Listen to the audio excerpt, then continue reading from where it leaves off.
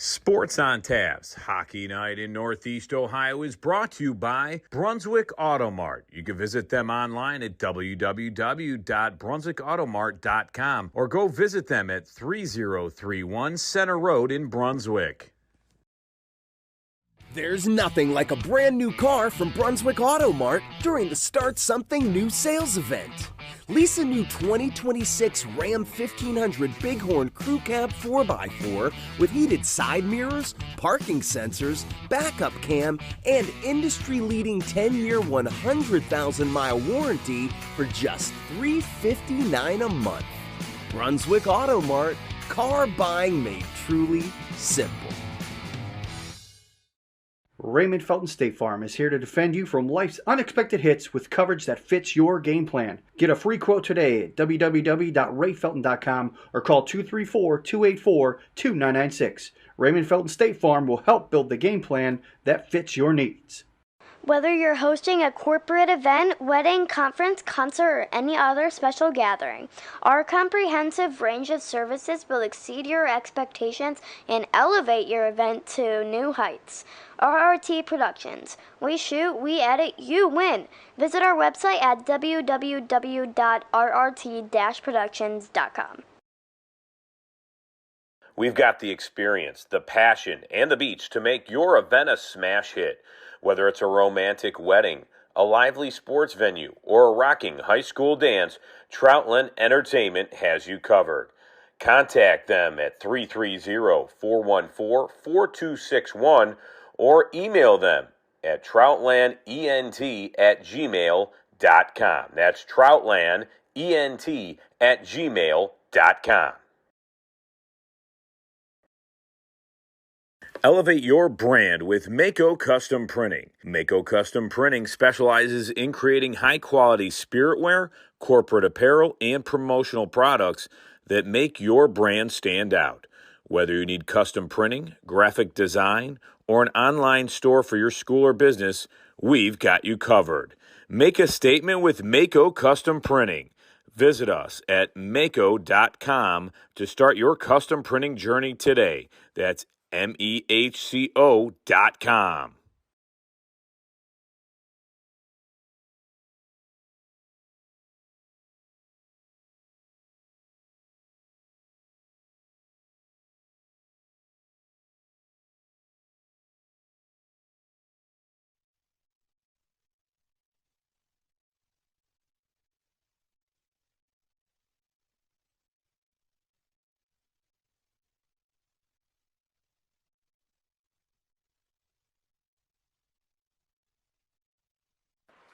Welcome, everybody, to Sports on Tap. It's coverage of the 56th Annual Barron Cup Tournament from the Greater Cleveland High School Hockey League, brought to you by Brunswick Auto Mart.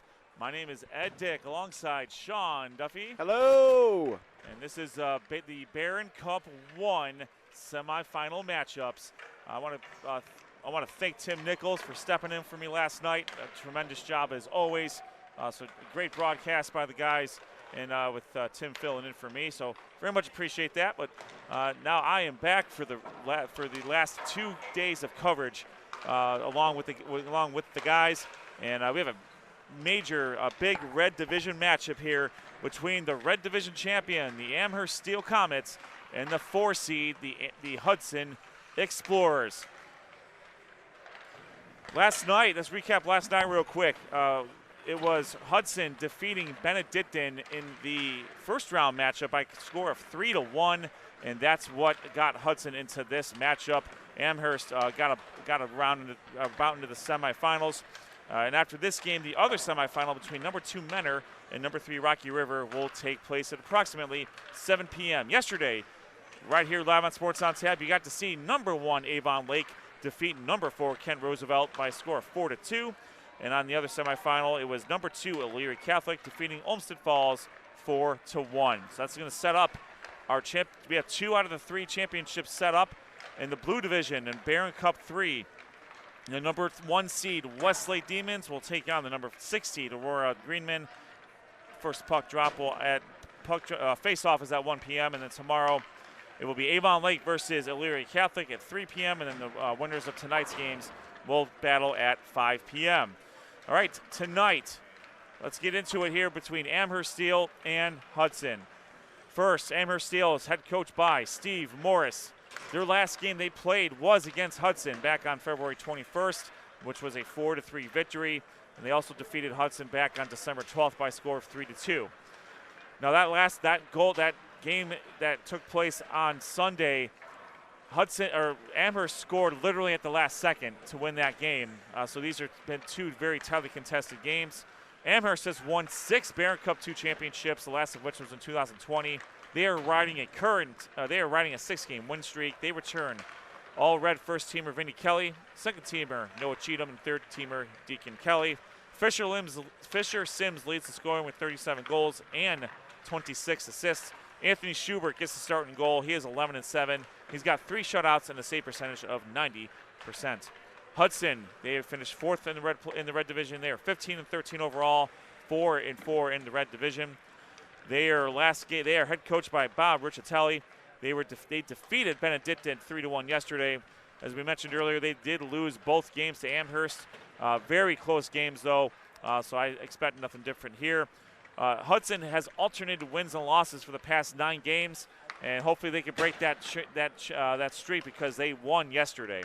They are winners of 2 Barron Cup 2 championships in 1999 and 2000, and they returned all Red League first-teamer Max Corbel, second-teamer Jake Zydek, and third-teamer Nolan Carter. Nolan Carter leads with 26 goals, Max Corbel with 41 assists. Ben Pinkerton has a 90% save percentage. Sean, it's a battle of teams that know each other very well just from years of battle, but these 2 games that they play in the regular season could not have gotten any closer. Yeah, you're right, Ed, and I looked at that game on Sunday, February 1st, more as a yardstick of what we can expect when these 2 teams meet. You look at Hudson, you look at Amherst, these 2 teams are very well matched on paper. Amherst obviously got the better of them last second on Sunday, so is that motivation for Hudson, or is that, indication of things to come? What I expect out of Hudson is them to continue to do what they did in the game against Benedictine, and that is pressure, and be disruptive at mid-ice. It's been a common theme throughout the week that disruption at mid-ice has led to success for a lot of these teams. But we'll see if Hudson has everything they can to agree to get the revenge for that last-second loss on Sunday. On the flip side, I think Amherst Steel is the real deal here. I think they are obviously the number 1 seed for a good reason. They got great players. They are a traditionally great team. So they're going to continue to do what they've been doing for the last 6 games, and that's win by any cost, whether it's last second, whether it's a dominating win. So it should be a fun matchup between these 2. And Amherst has had a good look at the championship a few times in the last few years, and so they're now looking for their first ever Barron Cup 1 championship. Again, plenty of Barron Cup 2 championships in the 2010s, ending in 2020. And for Hudson, they haven't been at the top of the mountain in the Barron Cup since 2000. So a couple of teams here battling it out to try to get their first Barron Cup 1 championship. And again, the winner of this game will take on Menor and Rocky River, teams that are very well versed in winning the Barron Cup over the last few years. All right, we're going to take a step away for the in-house national anthem and starting lineups. When we come back, starting lineups presented by Mako Custom Printing, and the first of 2 red semifinals in the Barron Cup Championships. This is Sports on Tap's coverage of the 56th annual Barron Cup Championships by the Greater Cleveland High School Hockey League, presented by Brunswick Auto Mart. We'll be right back.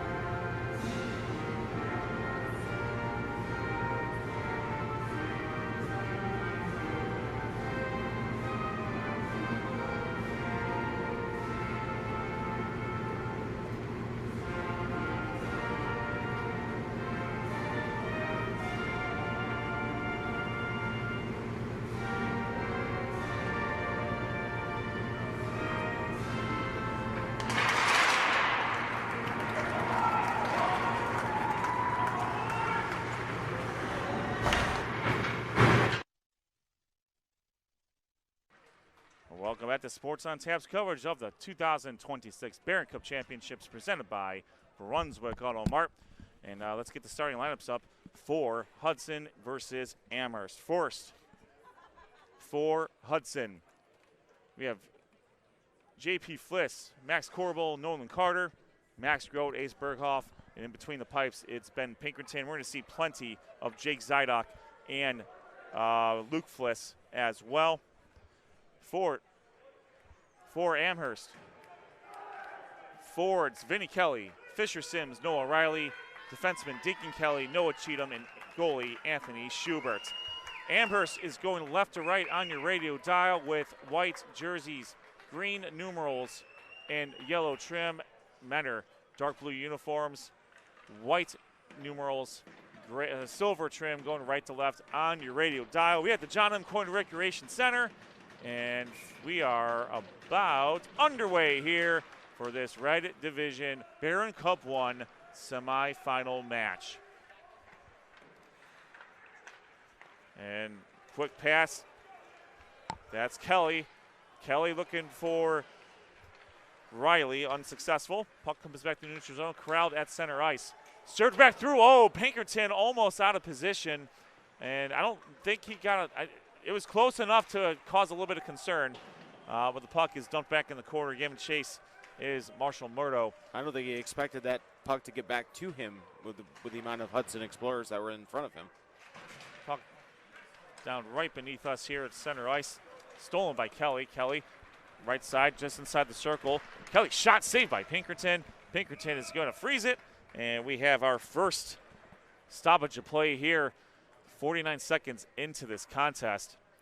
Again, Amherst is currently riding a 6-game win streak here, and that includes a victory over Hudson. Their last game was against Hudson, so Hudson had to get past Benedictine to get to this point. So they've had a little bit of rest. Nice pass. Pass to Brody Carter. Carter splits the circle, splits the defense, but good job by the Comets defense collapsing. Puck near side by the circles. Trying to be served out by Mason Lamoureux. Lamoureux doing battle with Corbel. Puck comes back out to Brody Carter. Carter throws the puck around the net, giving chases Nolan Carter, and now that's going to be corralled by Deacon Kelly. Kelly throws the puck far side past the circles, past the end line, and giving chase there is Grote. Max Grote. Good passing, but that's going to be stuck in the neutral zone. Noah Cheatham throws the puck behind the net of Pinkerton, just to his right. But now Amherst setting back up, playing a little two-man game. Shot save, follow-up. Pinkerton knocks it over the net. Amherst shot, save, shot again. Pinkerton's right in front. Amherst, or Hudson looking for a clear, and that puck is dumped. Fisher Sims throws the puck behind the net, and now Hudson gets a clear, but they're going to take the icing call right now, Sean, in order to give themselves a little bit of a break. Yeah, that's a 4-5 shot at, on Pinkerton there that he did a great job lobbing those off. But if you're Hudson's coaching staff, you want to coach up your defense. You got to clear that puck and not give that many opportunities, because this team of Amherst will make you pay. All right, doing battle is Lamoureux and Gia, and now that's going to be Hudson. Hudson coming back out. That's Luke Fliss looking for his brother JP. And Cheatham gets boarded up by JP. Comes back out. Shot by Zydok. Glove save and a butte by Anthony Schubert, the sophomore. And we have another stoppage to play. Schubert has a 90% save percentage. He has 2 shutouts on the year. And looks like Zydok on that last sequence lost a little bit of control of the puck and kind of rushed that shot a little bit. I think he was looking for more of a centering pass or a pass closer to the goal to put that in, but had to take a one-timer. Gia and Cheatham doing battle. Cheatham whips it around his own boards far side, collected by J.P. Fliss. Fliss looking for Gia, unsuccessful. That's Cheatham. Cheatham near side, looks for and found Lozwitz. Lozwitz gets it back to Cheatham. Cheatham near side, crosses the blue line into the circle. Shot knocked away by Pinkerton, far side by the circles. And a host of Explorers. And now it's Fliss, Luke Fliss, far side, crosses the blue line, dumps the puck around the boards. And that is going to be controlled by Cheatham with a couple of Comets and Explorers doing battle there. Zydok trying to loosen the puck. It's still in the offensive zone now. It is not. Comes right back out here. Brody Carter throws the puck. It's in the neutral zone, right by the blue line. Taken by Cheatham. Cheatham cross ice pass to Kelly. Kelly goes airmail all the way across to give his team a little bit of a chance to get a line change. Here comes Fliss. Fliss, he airmails it to give his team, gives himself a break, quite honestly. And now it's brought back out. Centering pass. Oh, that was a good pass to Brody. Brody Carter unable to control it. He's got his brother Nolan. Nolan and Brody doing battle with a couple of Comets. Brody Carter comes out with the puck. Nolan Carter unsuccessful in getting a good shot off. And there's Nolan. Nolan. He gets, Vinny Kelly pokes it away. And now the puck comes back out. I think we have a, do we have a penalty call? No, we don't. That was delayed offsides. Delayed offsides. Yes. No icing call. Jake Zydok giving chase. Coach Risatelli said before the game, defensively it really starts with Jake Zydok and Ben Pinkerton. A couple of Pinkerton being a senior goalkeeper has the experience. He's playing a lot of games. Same with Zydok for that matter as a junior. Puck right in front of us here. That's Sebastian Smith, gets it stolen by Luke Fliss. Fliss behind his own net. Looking around. That was a nice cross-ice pass. And off, it's going to be an icing call on Hudson. So far, what I'm seeing out of Hudson, I'm liking. They're being aggressive into the offensive zone, but they're also being very, very protective and helping Pinkerton out, not leaving him too much of an island, which is what you want to do with this Amherst team, because they swarm, and they will put shots on goal, like we saw in the last sequence a few minutes ago, where they put 4 or 5 shots directly on goal. All right, we have Noah Riley versus Willie Gia. Riley with the puck, shot saved by Pinkerton, and we have another stoppage of play. That was Sebastian Smith with the shot, and Pinkerton, again, he's seen a lot of hockey in his days, and having a senior netminder in a tournament like this is an advantage. We got a stalemate there at the puck, but now Hudson's going to control it. Right in front of us is Fliss. That's taken by Gia. Gia shot, good save by Schubert. And Smith tries to get it clear. The puck's in the neutral zone. Cross-ice pass just across the center line. And the puck hits the referee. The referee is part of the ice. And Amherst gets it clear. Given chase now is Berghoff. And I think that's Riley. Riley and Berghoff. Berghoff gets introduced to the boards by Riley. Sebastian Smith trying to get loose. Cheatham looking for Sims. Smith flicks the puck in front of the net of Pinkerton, and Luke Fliss coming out with it. Hudson's really living dangerously defensively, leaving Pinkerton wide open for these angles. The defensemen may need to want to close up a little bit here and protect him a little bit more, because, again, as we said, Amherst doesn't need a lot of space. On the flip side, I think Schubert needs to talk to his defenseman as well, because he's been the one defending the goal from Hudson's onslaught for the last really 5-6 minutes. There really hasn't been too much defense in front of him, and all these shots are really going to start taking their toll here as the game wears on. There's Corbel. Corbel going cross ice far side, and stolen by Amherst, thrown all the way back around, and we have an icing call on Amherst. Mako Custom Printing. Starting lines were brought to you by Mako Custom Printing. Make a statement with Mako Custom Printing. Visit us at www.mehco.com. Give them a call at 440-458-4980 to start your custom printing journey today. The referee is giving the ref look to make sure those the players are staying in line. Here's Zydok. Zydok, far side circle shot. Doesn't even get to Schubert. And Amherst gets a clear puck still in the neutral zone right in front of us at the red line. And that was Nolan Carter to his brother Brody. Brody shot deflected by the Comets defense. Friendly fire there by Amherst. There's Zydok. Zydok shot saved by Schubert. Stoppage of play. 8 minutes, 49 seconds left here. First period, 0-0 score. 2 quality shots there by Hudson on the Amherst goal, and good job by Schubert and the defenseman that time, clamping down and not allowing a rebound shot there. That first shot there was an opportunity for a rebound, but it was collected nicely by the defenseman from Amherst. Good clean hockey so far. Shot doesn't get to Schubert. Again, the Comets defense coming to play, making sure that pucks don't even get to the sophomore. And the puck is being battered around by the near side circle, left side of the ice. That pass comes out into the neutral zone.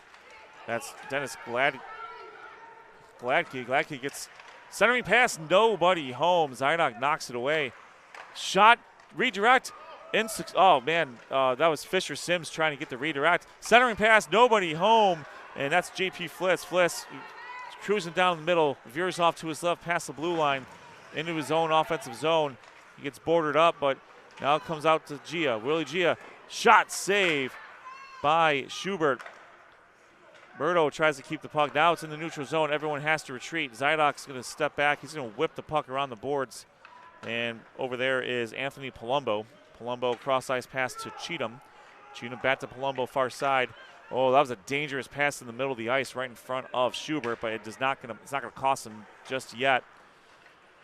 And Corbel can't get it. Clean shot off. Good job by the Comets defense again. Mason Lamoureux making sure the puck doesn't get to Schubert. Now the puck comes back out to Murdo. Murdo cross-ice pass to Brody Carter. Carter gets it to Corbel. Corbel gets bodied up a little bit by Cheatham, but he gets past near side circle. Corbel shot, save by Schubert. And with 7 minutes, 13 seconds left, another stoppage of play here. Great save by Schubert, but what I'm noticing right now, at least early in this period, Ed, is that we are seeing Hudson kind of dictating the flow of this game. They are the one pushing the puck up the ice and really building out, whereas Amherst seems to be reacting and taking shots when they have them, which, again, we've seen this from other teams in the different divisions throughout the week, and you got to wonder, is this a situation where they're trying to figure out how Hudson's going to come at them, or is this more so because they've been off for over a week, they're trying to get their game speed back up a little bit. You got to wonder if that's something that is in the coach's mind at this point. You got Lamoureux and Corbel doing battle there. Lamoureux with the win, and puck is flicked up. And right in front of us in the neutral zone, center ice, puck gets poked back through. Back in the neutral zone, that's Kelly, Vinny Kelly, trying to get by Carter and Berghoff. He's Berghoff, far side boards, finds Nolan Carter to his brother Brody. Brody streaking down to the left side circles. Shot save, nobody back post and that's fortunate for Amherst because it was wide open. Amherst trying to control the flow here. Riley, one on everybody, throws the puck behind the net of Pinkerton. And that's Corbel. Corbel through the circles, past the blue line, past the center line, right in front of us. I think he lost a little bit of control, and Vinny Kelly made sure he didn't do much more with it. Nice pass by Berghoff. Was looking for JP Fliss. Fliss is now chasing Cheatham. That is Grady Walsh. Walsh throws the puck wide of the net, but it's got Vinny Kelly on the opposite side. Kelly with the backhand behind the net, and puck is now controlled by Zydok. Zydok, far side circles, gets past the blue line, past the center line, past the blue line, approaching the circle. Shot, saved by Schubert. Another great save. 5 minutes, 47 seconds left. Jake Zydok with a pretty good individual run there, but a good save by Anthony Schubert. Yeah, I'm liking what like I said, I keep saying this. Hudson is pushing the pace right now. Amherst laying back, and not to say that they're not being aggressive when the shots are there, but again, it just seems like Hudson's bringing the game to Amherst more so than Amherst is bringing their game to Hudson. Palumbo gets knocked down by JP Fliss. Centering pass goes right past the face of Schubert to our left side here. Zydok stolen now by Lamoureux. Lamoureux unable to make an impact, but Hudson has to clear the zone to avoid an offsides. Here's Cheatham. Cheatham far side circle, whips the puck against the boards, gets by everybody. Zydok backhands it closer to our side of the ice. Was looking for Luke Fliss, down to JP. JP centering pass, nobody home. Giving chase there is Maddox Groom. Groom, puck taken by Murdo, and now that is Lamoureux. Lamoureux about to meet up with Zydok, and Zydok gets the better of that battle, but here's Sims, Fisher Sims. Sims, there's not a whole lot of room to operate back there. A lot of bodies in a small area. Cheatham backhand, follow-up backhand, again, does not get to Pinkerton. Puck is thrown all the way across, and we're going to have an icing call on Hudson. 4 minutes, 36 seconds left in this first period. Good job by Hudson. Still scoreless. Good job by Hudson's defense in that last exchange with Amherst coming in there. They kind of got out of position, at least their forwards did. Their defensemen held back, clamped down, and protected or helped protect Pinkerton's sides there, which, again, I think paid off dividends because he was able to locate and move and block that shot. All right, got Noah Riley and Corbel doing battle. Corbel wins that one. And Grote throws the puck around the corner.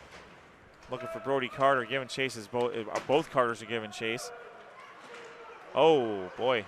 Meeting of the minds there, but Vinny Kelly comes out with Kelly right down the middle. Kelly can't get a clean shot off. Great job by Max Corbel and the defense there. Grote doesn't have a stick right now.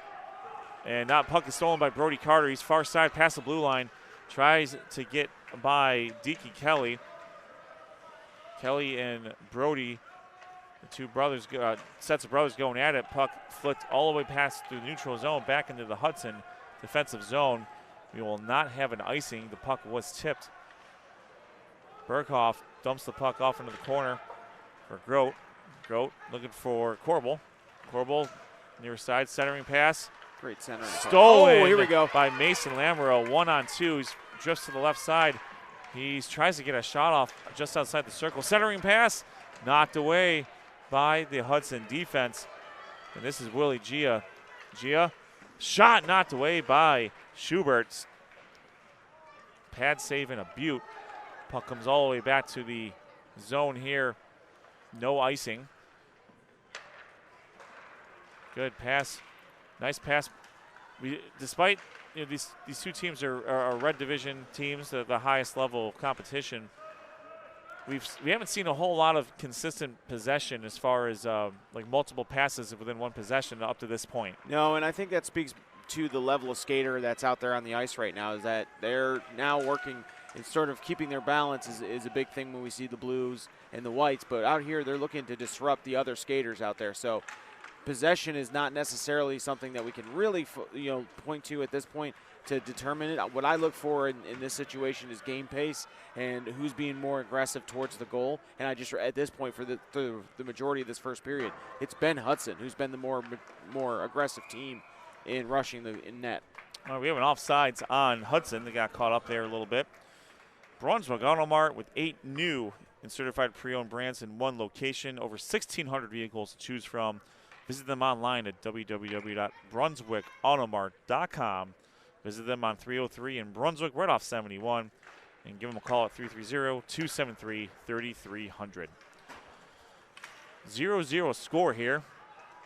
Shot knocked away by Schubert, and a little bit of indecision there, but now it's ultimately cleared by the Amherst defense. Puck far side, stolen. Fisher Sims got a stick on it. Here's Corbel. Corbel doing battle with multiple Comets. And the puck comes out to Nolan Carter. Carter back to Corbel. Corbel shot, saved by Schubert, and referee admitted that he had a quick whistle there, and that's all you can ask for is from a ref. And we have a frozen puck, and we're going to do it again. Near side circle, 1 minute 54 seconds left.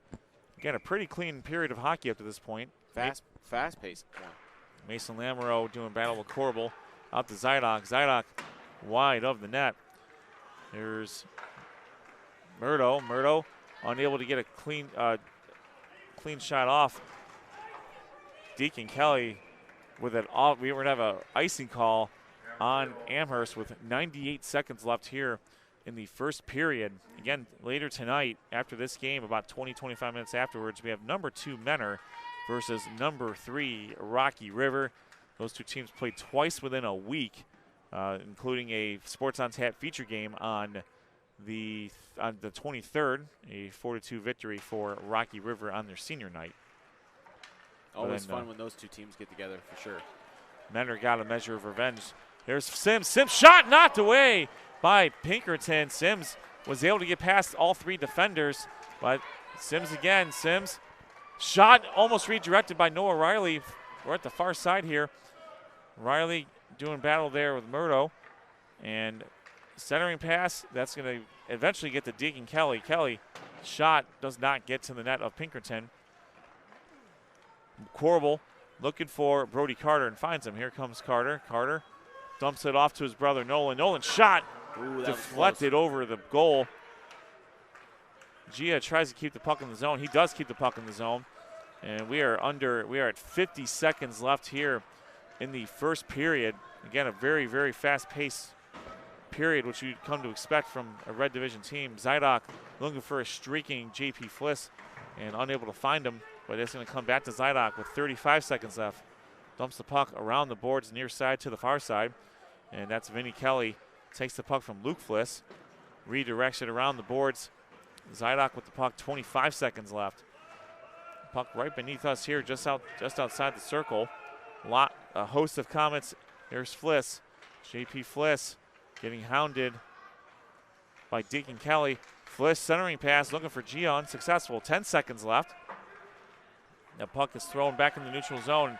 Vinny Kelly trying to do something. Vinny Kelly with 2 seconds left. Shot! Save, and that is going to do it. Wow, great save. Sebastian Smith had probably one of the best looks that they've had so far, and Ben Pinkerton again up to the challenge. And we are going to go to the first intermission. It's tied at 0. Now, there wasn't a whole lot of scoring, obviously, but the action was fast and furious. Absolutely. And with that, we're going to take our first break of our broadcast tonight. Again, we got a doubleheader of Red semifinals. Nenner versus Rocky River at around 7 o'clock. But right now, number 1 Amherst, 0. Number 4 Hudson, 0. This is Sports on Tap's coverage of the 56th Annual Barron Cup Championships presented by Brunswick Auto Mart via the Greater Cleveland High School Hockey League. We're at the John M. Coyne Recreation Center, and we will be back in about 10 minutes.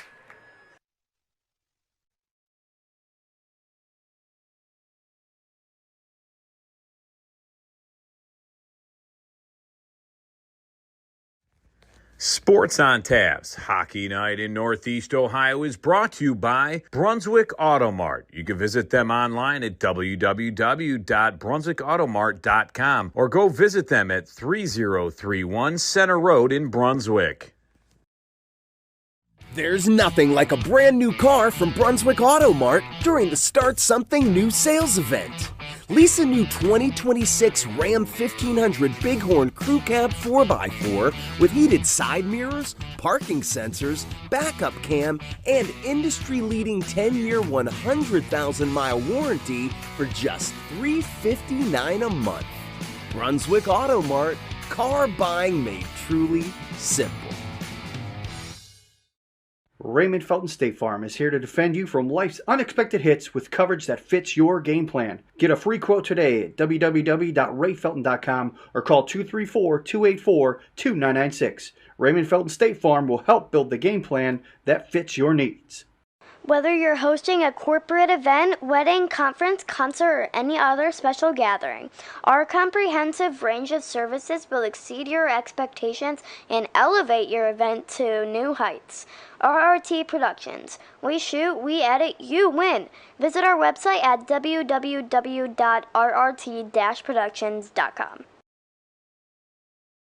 We've got the experience, the passion, and the beach to make your event a smash hit.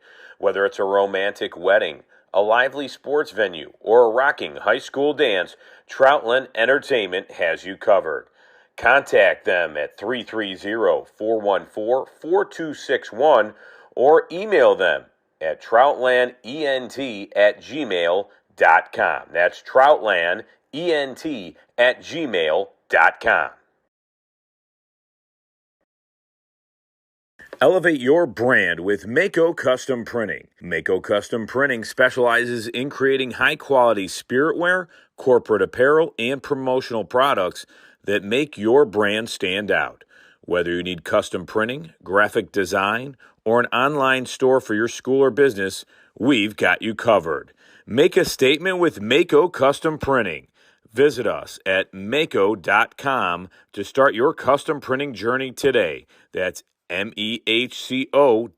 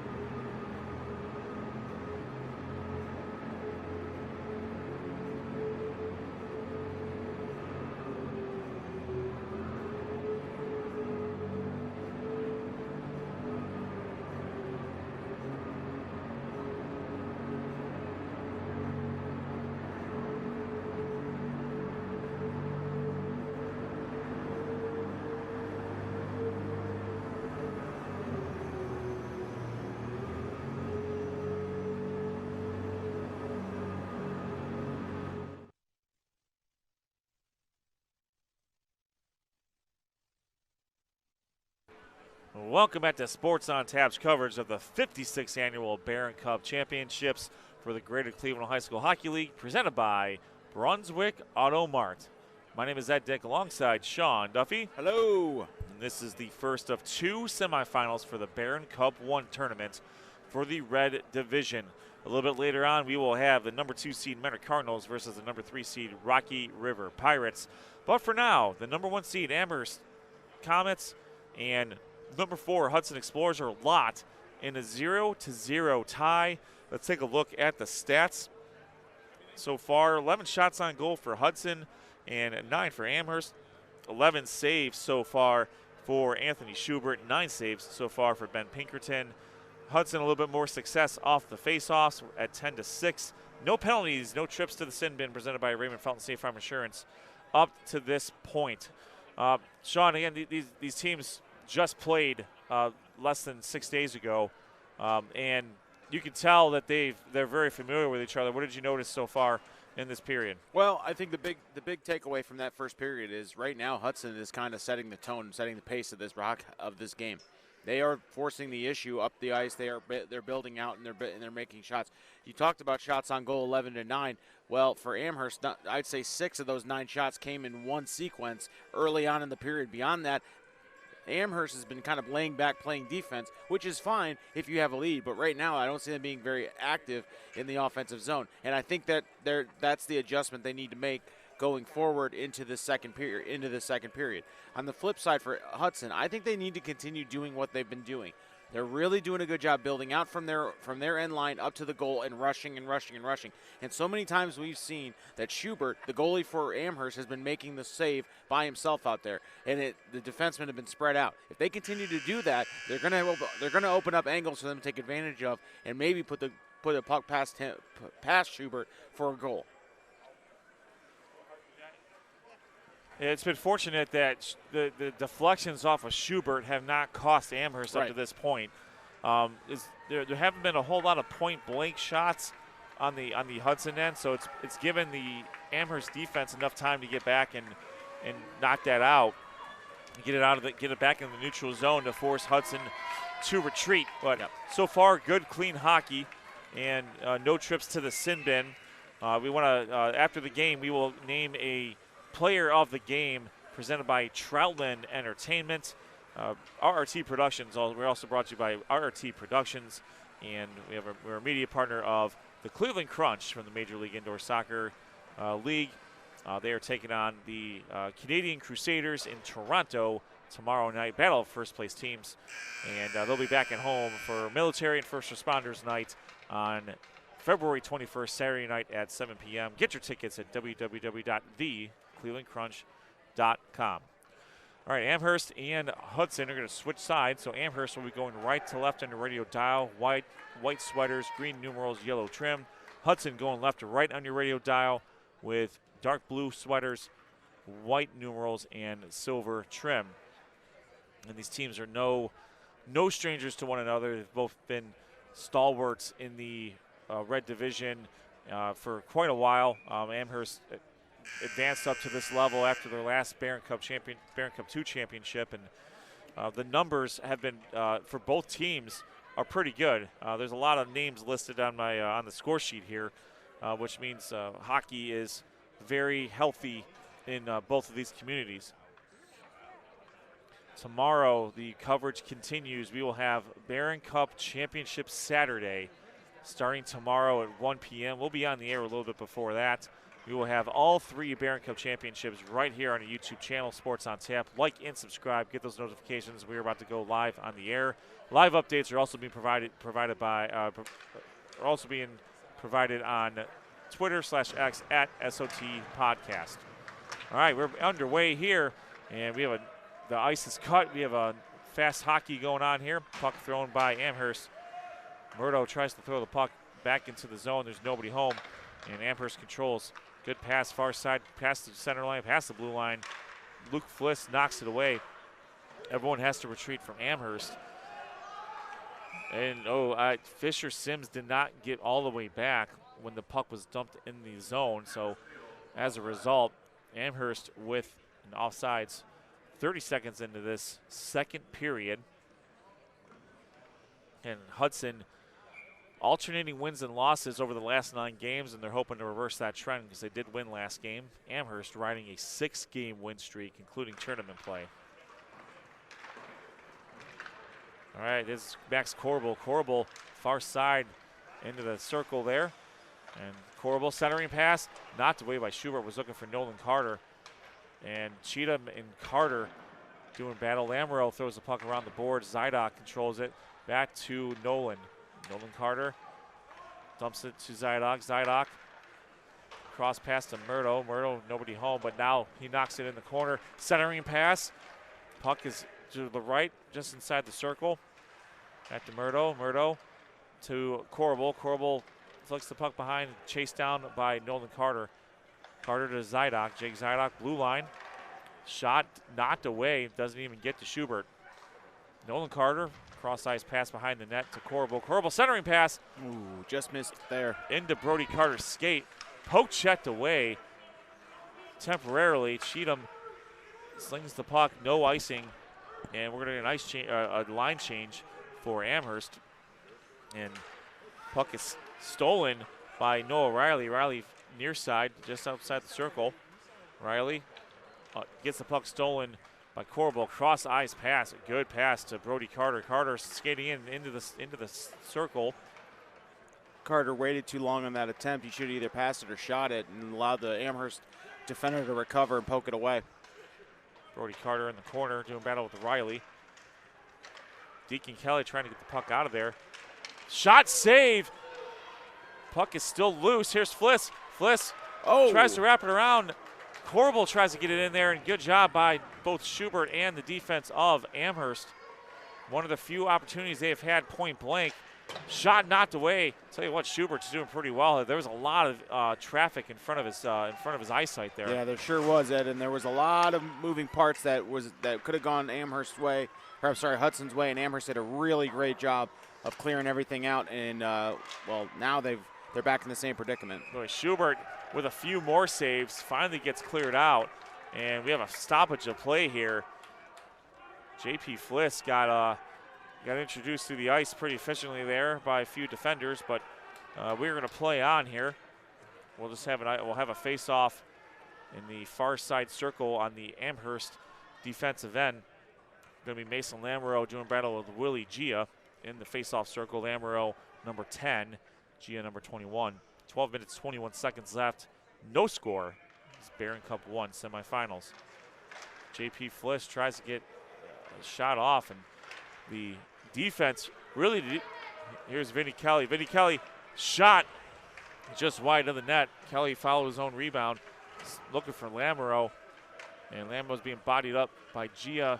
Also back there is Grote and Groom. Grote with the puck. Throws the puck, and it comes all the way through the neutral zone. No icing. The puck was tipped, and that's Deacon Kelly giving chase.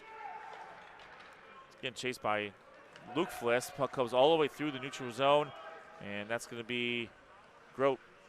Grote throws the puck off the boards in the neutral zone. Deacon Kelly takes a shot. Why not? You never know what's going to happen, and now Grote behind his own net. Grote far side through the circle. Looks forward and finds JP Fliss. Fliss pass to his brother Luke. Luke Fliss. Shot score! Great opportunities. Boy, JP Fliss to Luke Fliss. Brotherly love. And Ed Hudson takes a 1-0 lead over Amherst. That was a fantastic opportunity. The whole sequence, they took it back behind the goal, built out through their zone, but mid-ice and neutral ice was able to fliss to Fliss. And a great shot, a great opportunity, great goal for Hudson. Now they got to see if they can build back on. We're entering what we call the mad minute. The minute after a goal is scored, another goal could be scored pretty quickly by either the goal-scoring team or the opposite team. You know what? They gave the assist to Willie Gia. The assist belongs to JP Fliss. That's just, it is what it is. I'm sorry. If the tape proves me wrong, I'm more than willing to admit that. But to be fair, Fliss and Gia both have 1-2 on their uniforms, so there could be something there. But to your point, Sean, 11 minutes 20 seconds left. We'll see if Hudson can survive the mad minute. just after that goal scored. But so far, Hudson's been the aggressor here, too. Shot scores! And just like that, the Mad Minute pays off. Another Hudson goal, 2-0. Again, the pressure's been there all through the first period, and it's now starting to pay dividends early in the second period. All right, Max Corbel to Nolan Carter, and just like that, 33 seconds later, Hudson now up 2-0. That's a Mad Minute goal right there, and I love every minute of it. We'll see who gets who the refs gave this assist to, but I'm pretty sure it should be Corbel.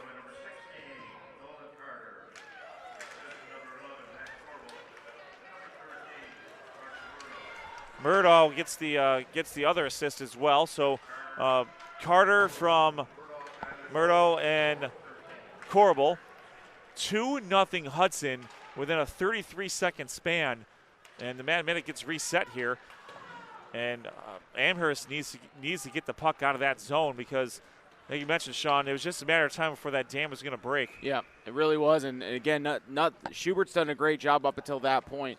But what we're seeing is Hudson's being ultra aggressive, building out, and then sustaining pressure in the scoring zone. And that's what led to both those goals. They got back into the zone. They built out for the first goal, great cross ice pass, and then in the second goal, they were able to control possession and take multiple shots on goal. One did get past, and now we got a 2-0 lead.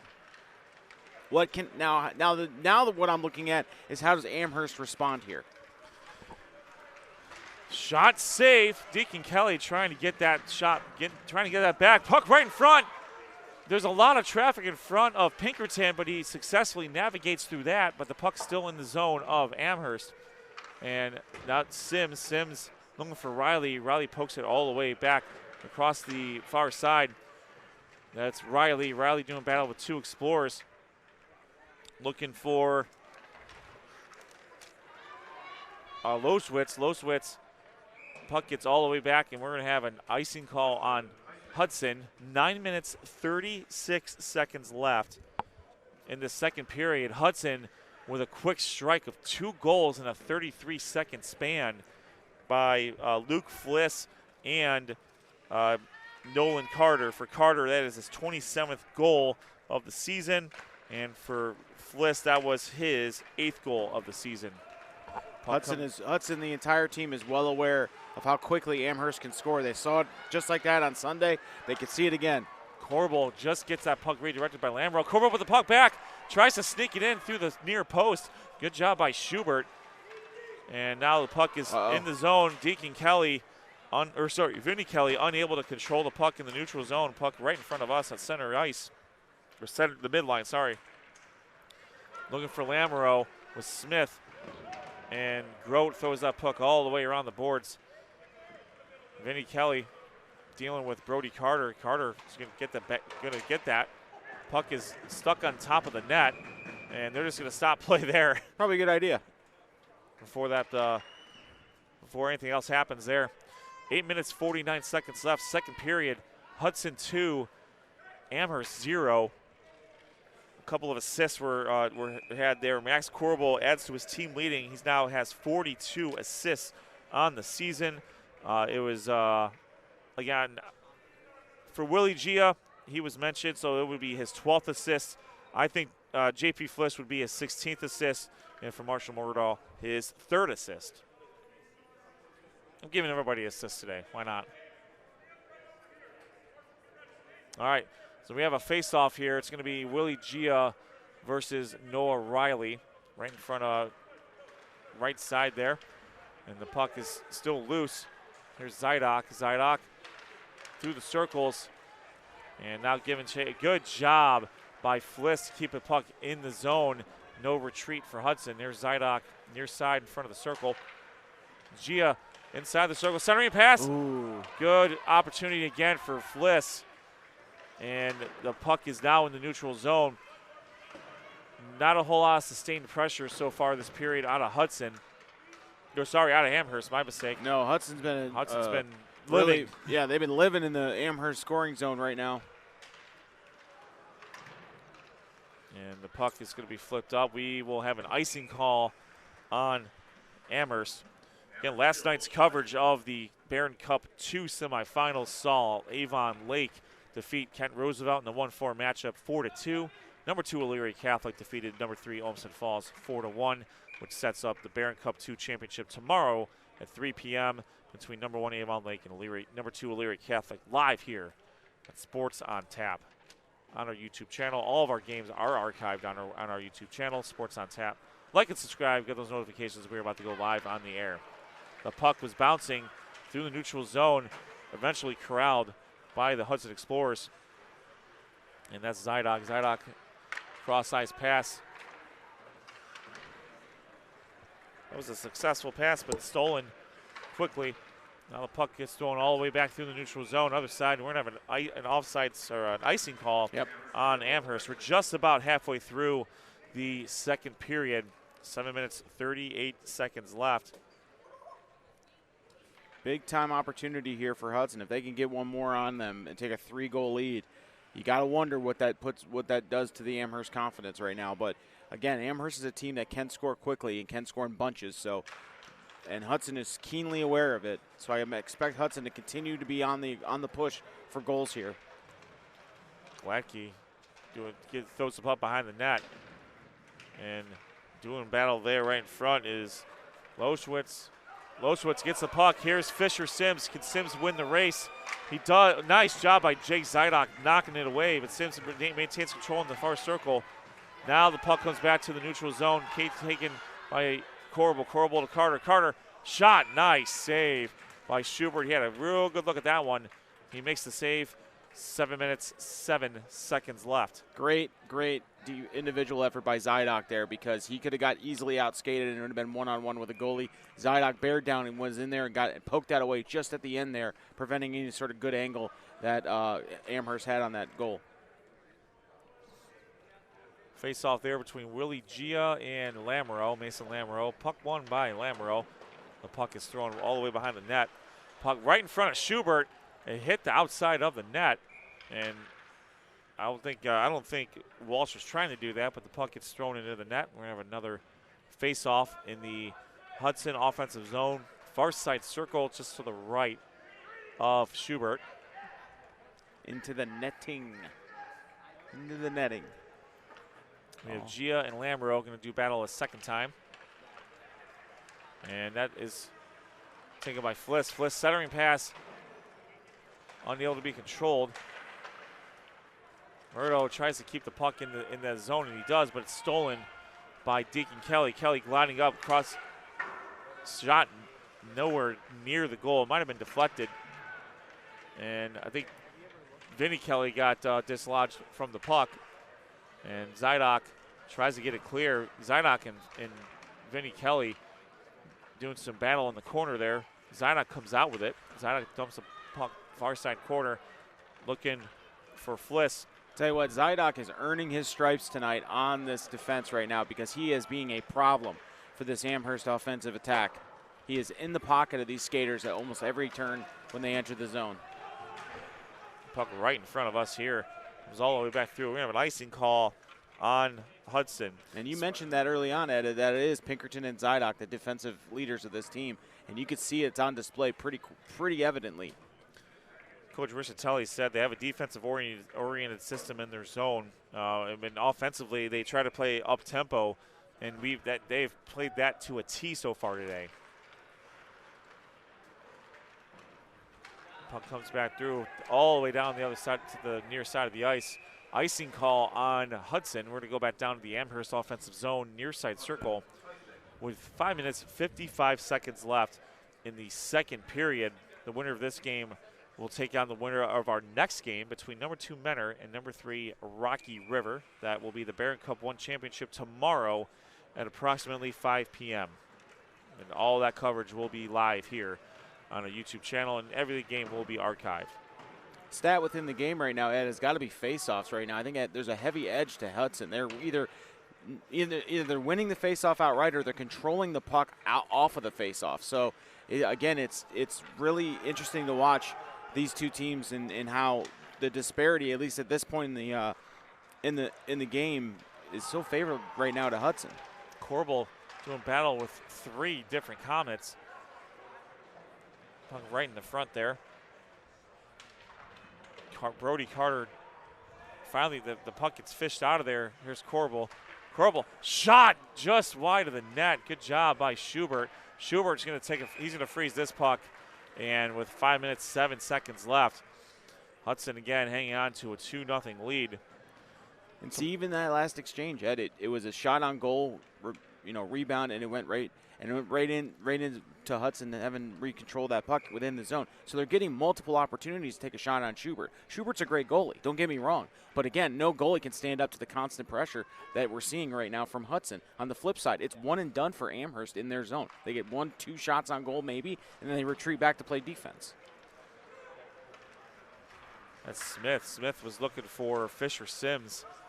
No, sorry, he was looking for Maddox Groom, and Hudson's defense caused that offsides by the puck got into the zone. They knocked it out of the zone, and there really wasn't much that Amherst could do about that. Just under 5 minutes left here. Second period, Hudson 2, Amherst 0. Won by Amherst there, but stolen by Fliss. That's Luke Fliss. Luke Fliss made sure his brother got back on side, and that was a good veteran move there. And now right in front of us, stolen by Zydok, stolen back by Mason Lamro. Lamro cannot get past Luke Fliss. He's able to get a shot off, but the puck behind the net, and it's going to go into the netting. Another face-off at the 4:33 mark. Once again, it's almost one and done for Amherst. They get one shot in there. And again, it comes from the defense. Anytime an Amherst skater has any sort of close possession of the puck, they got a Hudson skater right in their hip pocket. And that's creating problems for this Amherst offense right now. Lamro, so we have Lamro and Corbel about to do battle here. Lamro he's gonna bow out and let Fisher Sims do the honors here. And the puck is stolen by Carter. Brody Carter poke checked away by Cheatham. Now the puck comes back to Nolan Carter. Carter shot, doesn't get there. Follow up, and good job by Schubert by making sure there was no path by which that puck to get through. Yeah, but you saw that at 3 separate opportunities on one sequence there for shots on goal. 3 shots. Again, Schubert did a great job on all 3 of them, but you cannot continue that. Otherwise, you're giving yourself an opportunity to let a goal pass. All right, puck knocked into the corner there, and now that's Sebastian Smith. Smith unable to. Still got the puck stolen though by Nolan Carter. Nolan Carter, shot knocked away. Deacon Kelly was able to get a hold of that one. Good job by Kelly there. Dangerous, almost turnover back to Nolan Carter. Cheatham tries to get the puck out of there, and he does. The puck is right in front of us, and now here's Carter again. Carter knocked away. Good job by Deacon Kelly again, but now getting chases Corbel. Corbel right in front of the circle. Corbel gliding across. Here's Zydok. Zydok unable to get a clean control, and a little bit of sloppy play by Hudson there, but they're still maintaining control of the puck. Still in the the zone. Puck is still in the zone. So, as not crisp as it is, their aggressiveness on the offensive end has paid dividends. Murdo puts the puck in front of to the side of the net. Oh goodness, Zydok got bodied up there by Smith, but Zydok retains the puck. Zydok just inside the blue line. Shot doesn't even get to Schubert. Puck in the far corner, back to Zydok. Zydok, good stick work, nice pass to Corbel. Corbel gets bodied up by Deacon Kelly. Puck comes back out to Zydok. Zydok, shot almost redirected, but an unsuccessful redirect. Puck comes back through. 2 minutes 45 seconds left in the second period. Hudson 2, Amherst nothing. A quick strike attack by Hudson gave them 2 goals in 33 seconds. One by Luke Fliss, the other by Nolan Carter. And Amherst has yet to register a Gino on the board. Right in front of us is Gia. Gia crosses the blue line. Ooh, fanned on that shot there. It was a great opportunity. Looking for Luke Fliss. Puck comes back through the zone. Hudson has to retreat. That's Palumbo. Palumbo looking for it and finding Lausewitz. Lausewitz doing battle there. Eventually gets it to Riley. Riley, far side, into the circle, around the circle, centering pass. That was a good pass, just nobody home. But Sims has the puck. Sims looking for some help and unable to get it from his team. Carter doing battle there. 100 seconds left here in the second period. Amherst looking for one. Here comes Sims. Sims shot knocked away by Pinkerton. Great save there. Pinkerton hasn't seen a whole lot of action this period, but he rises to the challenge. Corbel on a run here. Forward momentum, Corbel. Good job by Sims. Sims knocks it through and was unable to continue his run. Counterattack. Here's Carter. Nolan Carter. Shot knocked away by Deacon Kelly. Good job by the defender. Puck is slung back into the neutral zone. 1 minute left here. 2-0 Hudson. Puck comes near side. Oh, misplayed. Corbel shot. Good job by Deacon Kelly. The puck is dangerously. Oh, wow. Schubert a little out of position right now, but man, they needed to get a better clear there. 40 seconds left.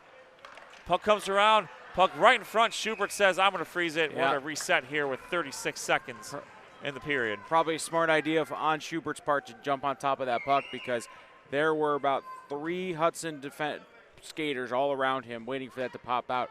He had no shot to make another save there. All right, we have a face-off near side circle on the Hudson offensive end, right side of the ice. Gia and Riley. Noah Riley. Shot saved by Schubert. Gets behind the net. 30 seconds left here. The puck has again decidedly been in the Hudson offensive zone for quite a while here. Dug out by J.P. Fliss. He's got Gia in the middle. Through the circle. 15 seconds remaining back here. Back to Gia. Gia centering pass. And here is Cheatham. Cheatham advances the puck to Sims. Sims can't control it, but Sims still looking for some help. 5 seconds left. 4 seconds left.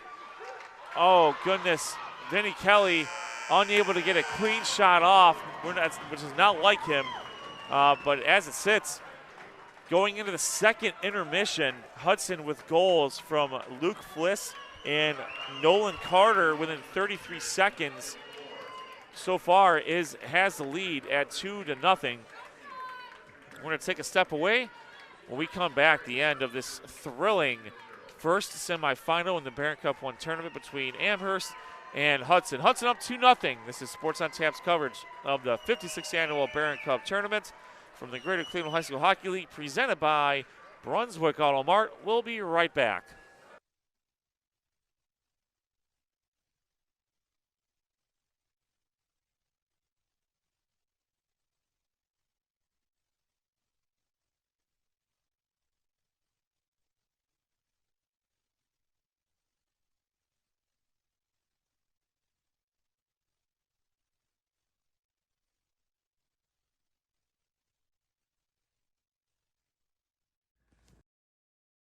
There's nothing like a brand new car from Brunswick Auto Mart during the Start Something New sales event. Lease a new 2026 Ram 1500 Bighorn Crew Cab 4x4 with heated side mirrors, parking sensors, backup cam, and industry-leading 10-year 100,000-mile warranty for just $359 a month. Brunswick Auto Mart, car buying made truly simple. Raymond Felton State Farm is here to defend you from life's unexpected hits with coverage that fits your game plan. Get a free quote today at www.rayfelton.com or call 234-284-2996. Raymond Felton State Farm will help build the game plan that fits your needs.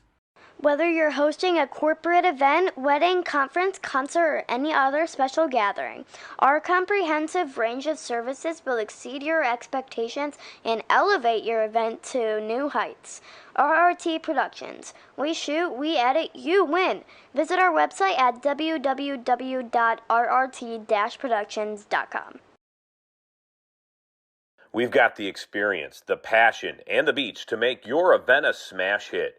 Whether it's a romantic wedding, a lively sports venue, or a rocking high school dance, Troutland Entertainment has you covered. Contact them at 330-414-4261 or email them at troutlandent@gmail.com. That's troutlandent@gmail.com.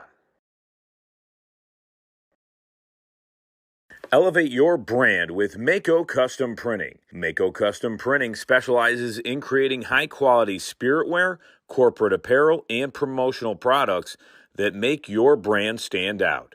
Whether you need custom printing, graphic design, or an online store for your school or business, we've got you covered. Make a statement with Mako Custom Printing. Visit us at mako.com to start your custom printing journey today. That's MEHCO.com.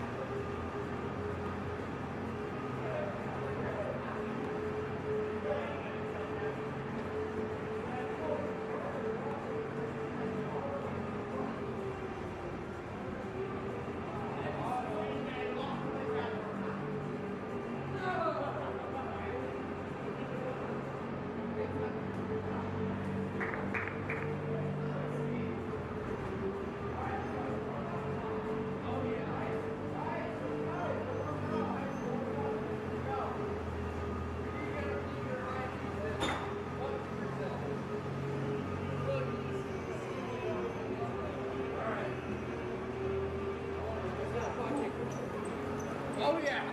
Where to the code? Let's go, baby!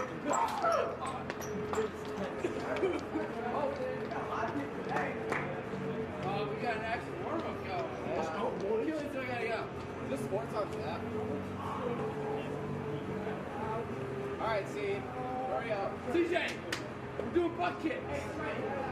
Butt kicks back. Butt kicks back. Ready, go! Go! I would take it. How much money would you give me?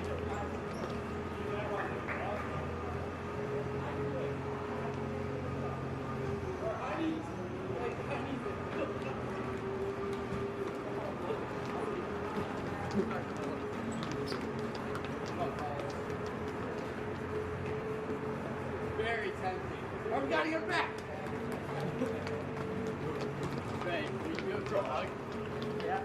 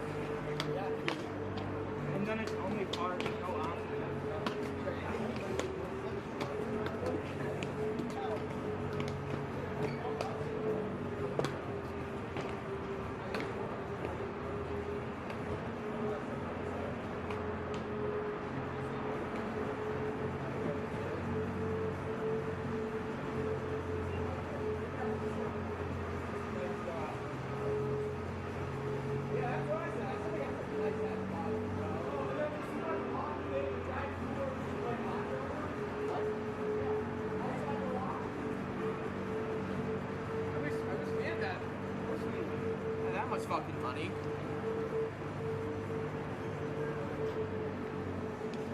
Hudson's a rich league, they are.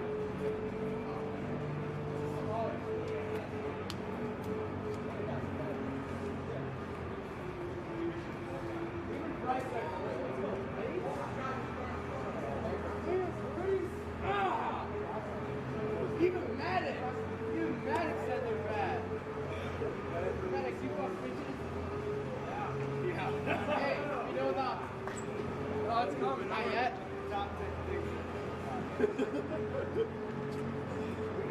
tell him, Trey.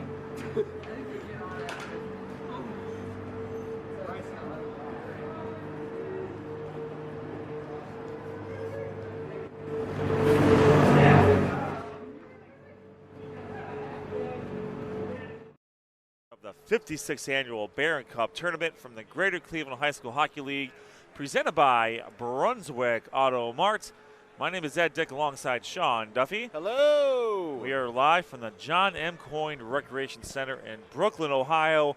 Our home away from home, literally Sean's home away from home this week. He came out on Tuesday to do some social media coverage for us as well. But the guys have been here most of the week. I want to thank Tim Nichols again for coming on and helping us out yesterday in my place as I was out on assignment. Noah Jacobson is out tonight on assignment. He's doing his Dr. Hoops business.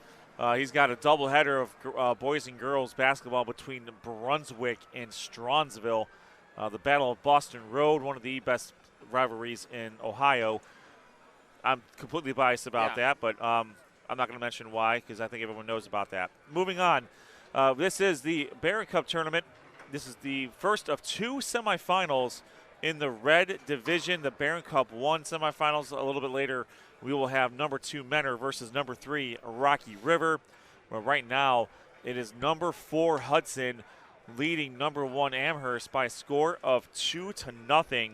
And the goals were scored first by Luke Fliss at the 3:40 mark. He was assisted by I'm going to give them both the assists by Willie Gia and J.P. Fliss. 33 seconds later, during the Mad Minute, Hudson got a second goal by Nolan Carter. That was assisted by Marshall Murdo and Max Corbel. And since then, if you look at the stats here, we'll take a look. 22 shots on goal to 14. Hudson with the lead over Amherst there.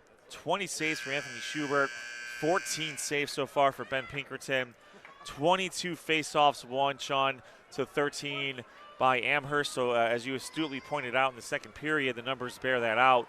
And still no penalties, no trips to the sin bin presented by Raymond Felton State Farm Insurance. So again, a pretty clean game, a fast-paced game. But for now, Sean, Amherst is going to need to pull some rabbits out of the hat here to get back into this one. Yeah, they really are, Ed. And again, let's start with the Hudson side of things.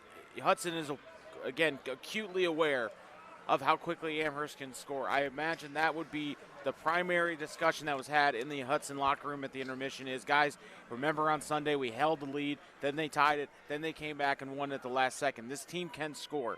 For Amherst, they got to get more aggressive in the offensive end. They got to start imposing their will a little bit. And how do you do that? Maybe pick up the physicality. But we saw it. We saw it throughout the first two periods. I don't see a lot of sense of urgency for Amherst right now. And again, that's very not like them as a team. And you've got to wonder, is the thought of losing this in the head of the Amherst Steel Comets? We'll see. But I look for this period, specifically early on, to see how Amherst has responded to how they've played these first two periods. Amherst with white sweaters going left to right in your radio dial. They have green numerals, yellow trim. Hudson with dark blue sweaters, white numerals, silver trim, going right to left on your radio dial. And Amherst, a 6-game win streak on the line in a trip to the Barron Cup Championship. For Hudson, they have alternated wins and losses. Their last 9 games, their last game was a victory, so they're hoping to break that streak of alternating wins and losses and advance to the Barron Cup as well. They are both looking for their first Barron Cup 1 championship. They each have multiple Barron Cup 2 championships. And We are underway here at the John M. Coyne Recreation Center. Third period action of this first semifinal match. The winner again will take on number 2 Mentor and number 3 Rocky River tomorrow night at 5 p.m. live on the YouTube channel right here at the Brooklyn Recreation Center. Brody Carter, far side circle. Carter, he's got his brother Nolan behind him. Tries to dump it back to him, but stopped by the defense. And again, you see it, Amherst or Hudson going back to what's been working for him pretty much this entire game. Really pushing the pace here and being ultra aggressive on the defensive end. Poke checked away by Murdo, and now I believe that's Zaida, or no, that's Corbel. Corbel, far side circle, dumps it back to Murdo. Murdo, shot, or centering pass, nobody able to control. He was looking for Corbel to redirect. Now that's Fliss, Luke Fliss. Shot, scores! Whoa. It's going to be Max Corbel. A lot of traffic in the front of the net. Hudson now up 3-0. I think Luke Fliss will get the assist from what I was able to observe, but we'll wait for the official word here. But Hudson, 57 seconds into this period, now up 3-0. Yeah, that was an impressive goal there. And again, it comes from a guy that's been giving out effort all game, and that's Corbel. Corbel and Zydock are the two guys on both ends of this rink right now, are really putting forth the effort. And it's really it just paid off for them. All right, actually, it's going to go to Luke Fliss with his second goal, assisted by his brother JP and Max Corbel. So Hudson now with a 3-0 advantage. We are in the midst of the mad minute, 51 seconds left there. And we'll see if Amherst can ratchet up the intensity here. I think that's going to happen. Yeah, I don't think they have any choice at this point.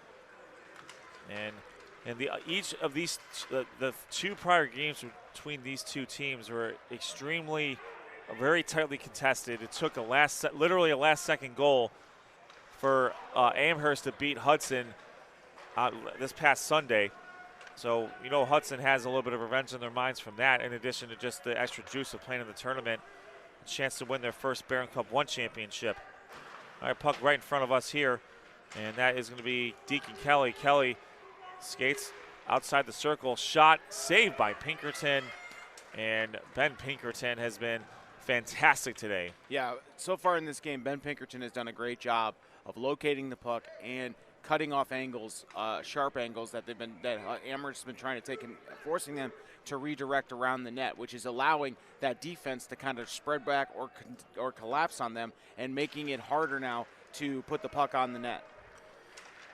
2 minutes gone here in this Barron Cup 1 semifinal match. Shot saved by Pinkerton, and Pinkerton a fantastic job not allowing a deflection that might lead to an easy opportunity for Amherst. Yeah, if you're Hudson here, you'll take ice in the puck or covering it up and freezing the puck there, because again, you'd rather them try to get a score off a face-off than a rebound cheap goal. All right, for Luke Fliss, that's his 9th goal of the campaign for JP Fliss. We'll give him his 17th assist. And for Corbel, that is team-leading 43rd assist. And Brody Carter throws the puck through the zone, and it's going to be an icing call on Hudson. Tomorrow afternoon, starting at approximately 12:45, 12:50-ish, live coverage of the Barron Cup Championships will begin live on our YouTube channel. Make sure you like and subscribe. Get those notifications. We're about to go live on the air. And it'll be Westlake, number 1 Westlake versus number 6 Aurora in the Barron Cup 3 Championship at 1. Number 1 Avon Lake versus number 2 Elyria Catholic in the Barron Cup 2 Championship at around 3 p.m. And a couple of semifinals being decided today for the Barron Cup 1 Championship. We will, Mentor is the defending champion. Shot saved by Schubert. Ooh, almost. Deacon Kelly redirected that puck in the right direction. But now the puck is still in the zone. Puck is thrown in front of the net by Corbel. Or, sorry, that was Carter. Corbel got kind of tossed aside there. But we're going to have an icing call on Amherst with 12 minutes, 7 seconds left. Dangerous play there because, again, Schubert made the initial save, but Kelly almost kicked it in the goal on the trying to redirect it out of the goal of the crease. So you got to be careful. You don't want to give away a cheap one here and build this lead up more for if you're Amherst. You can hear the fans for Amherst are imploring their team to be aggressive. Shot saved by Fliss. Fliss was going for the hat trick there, and now coming out is Smith. Smith far side crosses the blue line, stops. Good job by the Hudson defense. The puck, it was touched by Amherst. Hudson's defense has been swarming today. Yeah. The Explorers are not letting the Comets get any sort of momentum in the offensive zone. No, and it's that touch. It's just being around the puck and giving just enough of a nuisance to throw them off just ever so slightly on your rhythm, and that's all you need in this game. Gia was still down on the ice near the face-off spot, but he's back up, and now he's got the puck across the blue line, far side circle. Nice pass, but stolen by Noel Riley. Riley advances the puck far side, past the blue line, past the circles, past the end line, and Murdahl not letting him get any momentum, but puck still comes back out. It's still in the corner, dumped it to the back, looking for Vinny Kelly. Kelly to Deacon, to his brother Deacon. I got to tell you, the Hudson defense has done a fantastic job of taking Vinny Kelly out of this game. Same with Fisher Sims, for that matter. They've taken those two skaters plus everybody else Amherst has out there right now. Oh, shot, redirect, almost. And Vinny Kelly had that side of the net. He just couldn't keep his feet. And now the counterattack, it's going to get slung through. We will have an icing call on Hudson. 10 minutes, 51 seconds left here. Hudson 3, Amherst 0. Amherst now starting to put some sustained pressure here on that Hudson defense. Yeah, it's really impressive what Hudson's done for these first period and a little bit. So it's going to be very interesting to see if Amherst can respond here, because again, there's just no room to maneuver for them. Palumbo throws the puck behind the net, but it's taken by Berghoff. Nice cross-ice pass back to Corbel. Corbel shot, and Brody Carter serves it into the netting. And we'll have a stoppage of play on the lower near side circle in the Hudson offensive zone. We're going to have Corbel doing battle with Lamoureux. 10:36 here remaining in this final period, and you know we're starting to get close here to where Amherst is going to start needing to maybe get to that desperation a little bit. You're down by 3 goals. You got to see something quick here. The worst case scenario is giving up another goal to Hudson, because then that makes that mountain even harder to climb. Right now you're within somewhat of range, but you got to get a quick goal here if you're Amherst.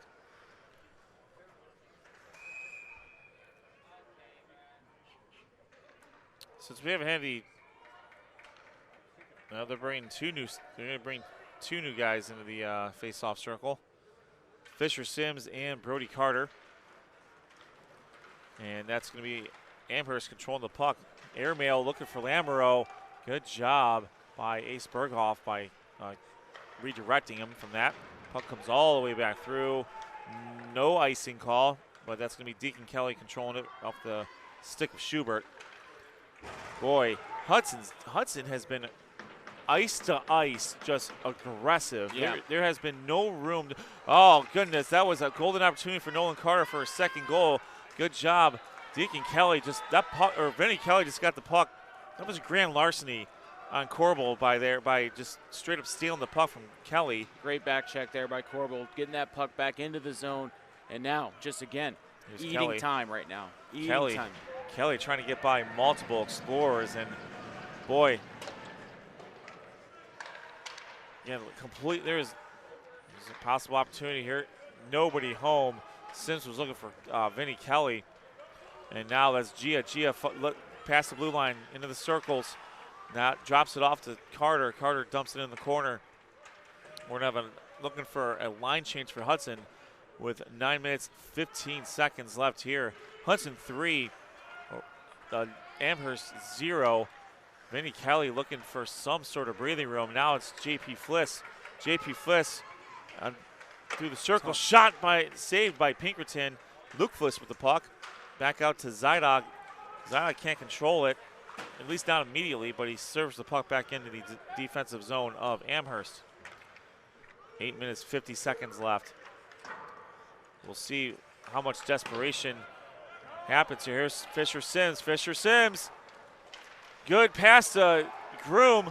Groom shot saved by Pinkerton. Maddox Groom with a decent opportunity there, but Ben Pinkerton there to stop the momentum. 8:36 left, 3-0 Hudson. Real good goalie play right there by Pinkerton. Again, that we talked about it. He is a senior goaltender.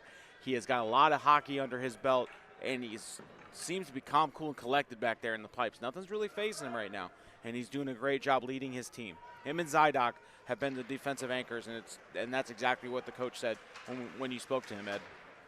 It's been a team effort too, because you can make the argument that on the offensive zone, even when they're in the offensive zone, I think they've been able to make a big difference by not allowing Amherst to get any sort of room anywhere on the ice.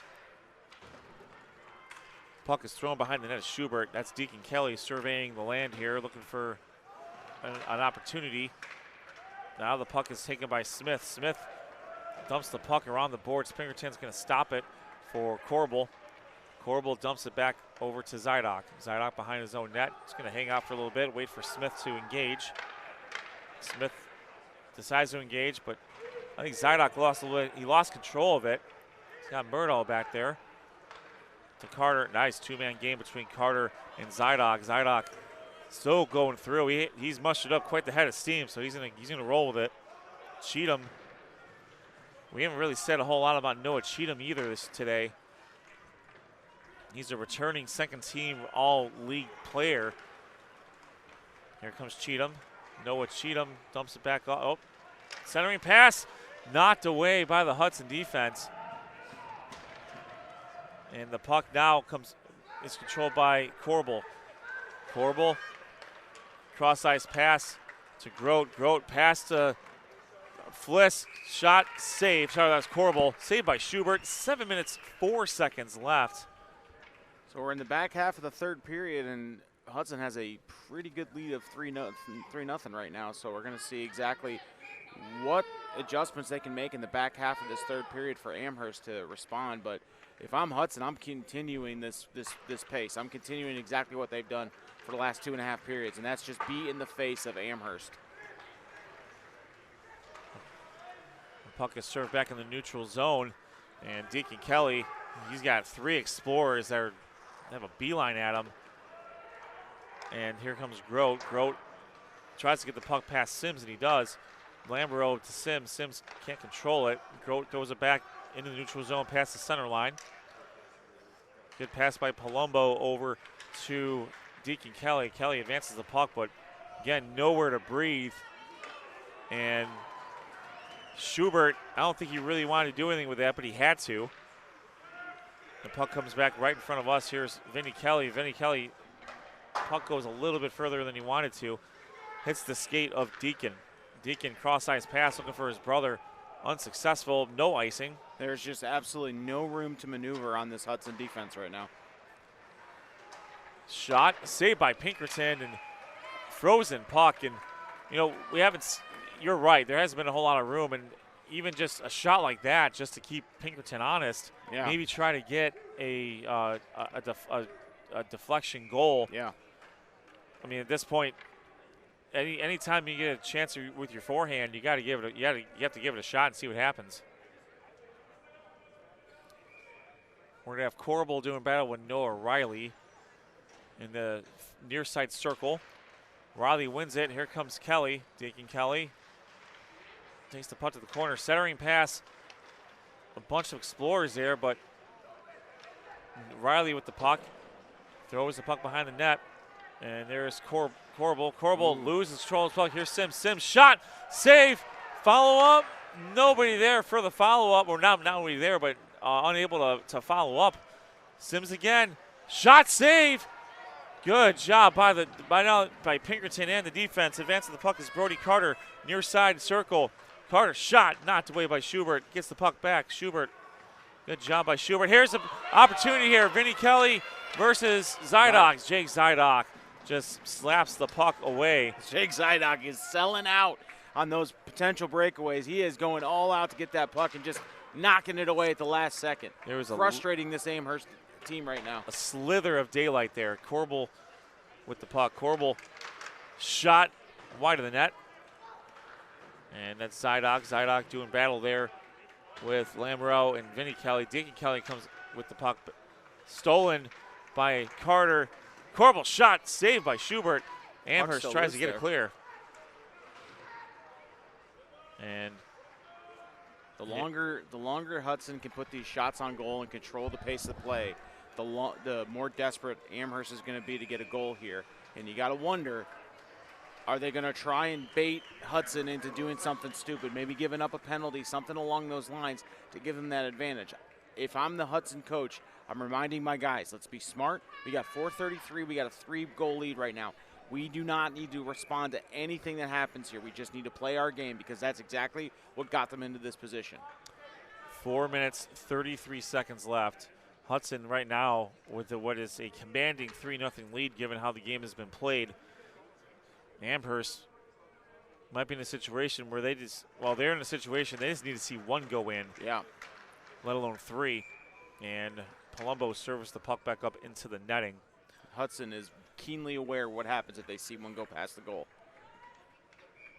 4.5 minutes left here. The winner of this game will take on the winner of number 2 Menor and number 3 Rocky River, which will be broadcast here about 20 minutes after this game completes. Puck is, Zydok misses on the glove, but still is able to get the puck into the offensive zone of Hudson. And this is Palumbo. Palumbo loses control of the puck. That's Smith. Smith over to Cheatham. Cheatham takes a shot, save, and that's exactly what Amherst needs to start doing. I mean, throw shots at there, and that was probably one of the more cleaner shots that Amherst has had, but it was just a tough angle because, I mean, Pinkerton's a pretty big body, and there wasn't a whole lot of room even to a stick side for Cheatham to try to fit that through. You got a face-off here, near side circle, Mason Lamoureux and Max Corbel.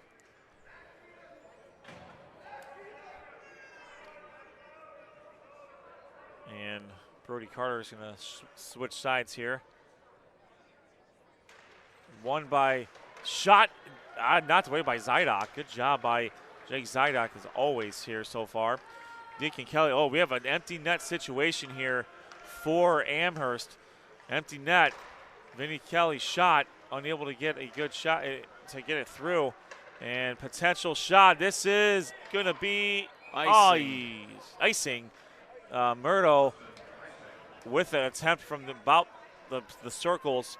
And we're going to do it again. 3 minutes, 46 seconds left. Hudson 3 and Amherst 0. Amherst has pulled the goalie to get a 6th skater out there to try to reverse the momentum a little bit.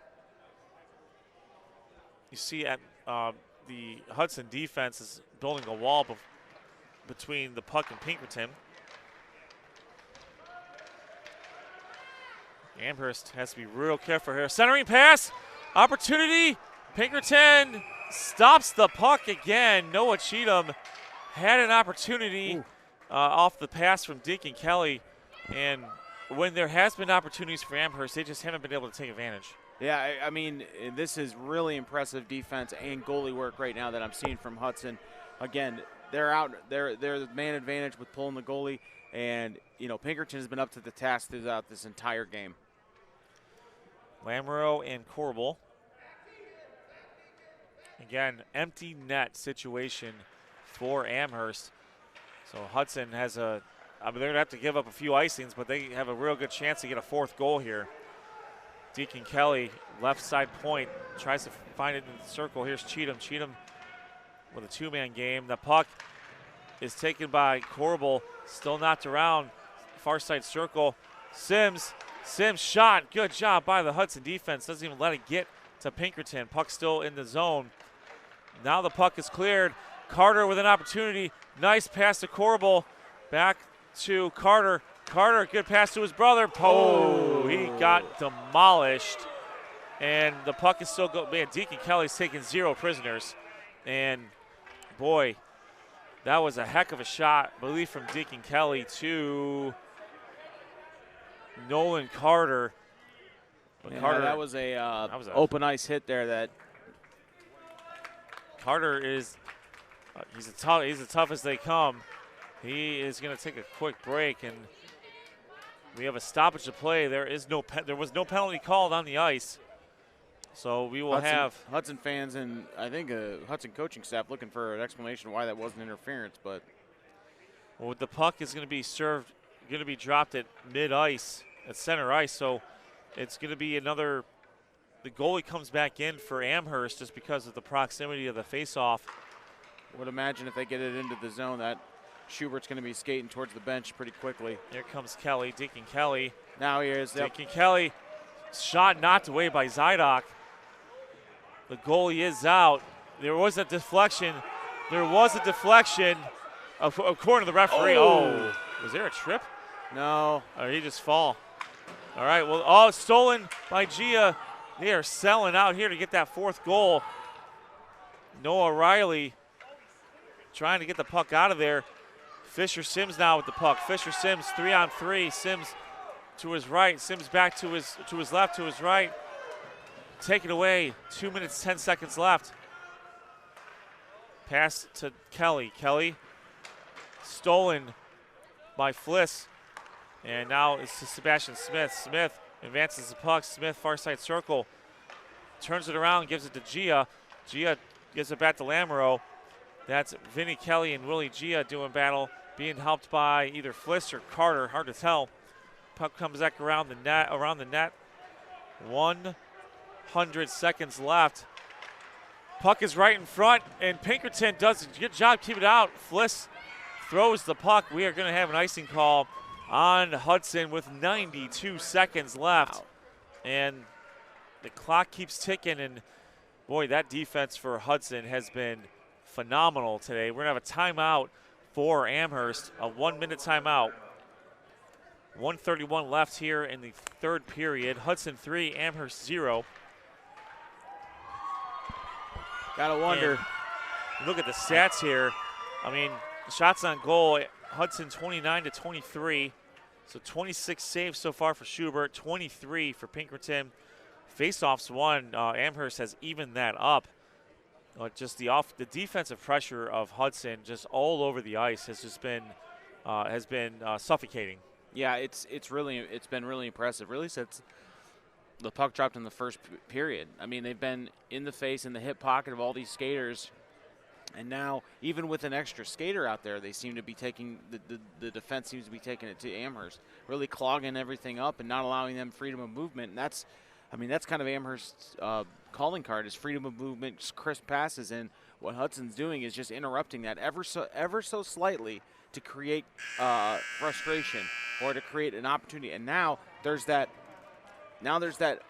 empty net situation where if you make one wrong move, instead of getting a kind of a power play goal, you get a open net goal, which you don't want if you're Amherst. Yeah, you got 2-goal swing potentially here. Mm-hmm. So we have Lamoureux and Corbel.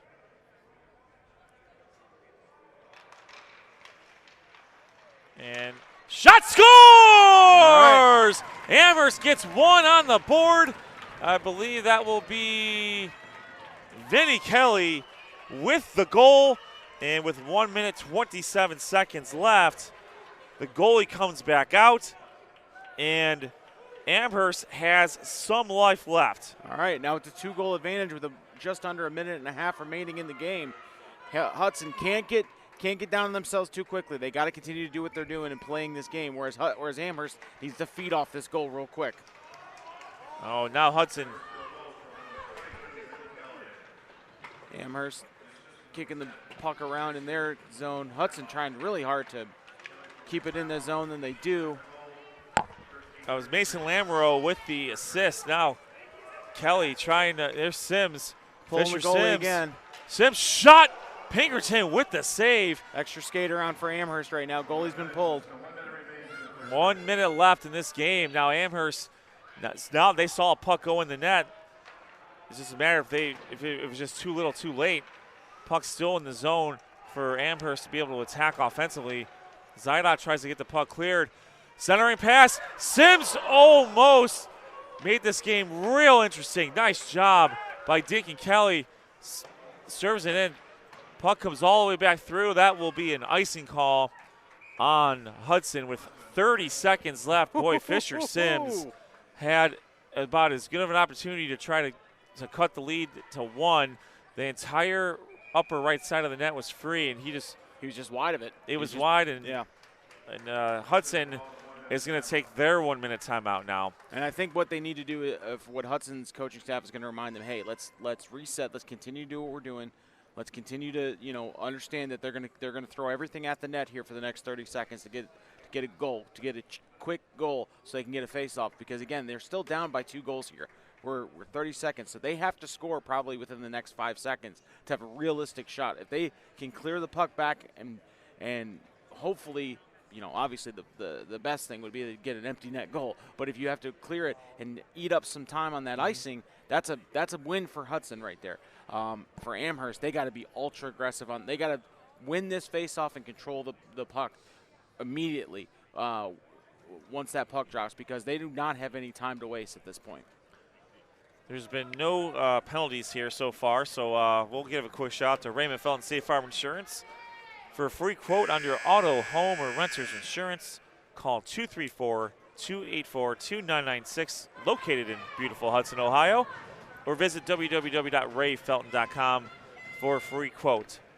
That's Raymond Felton State Farm, again, currently doing business out of beautiful Hudson, Ohio. Shot not to the side here. Cheatham with the puck. Cheatham shot almost a redirect. Kelly unable to get a good look at it now. Good job by Brody Carter. That's to Cheatham. Cheatham advances the puck. Gets past Nolan Carter. Cheatham still has the puck. 10 seconds left. Knocked away by Pinkerton. 9 seconds left. And the puck is stuck back there.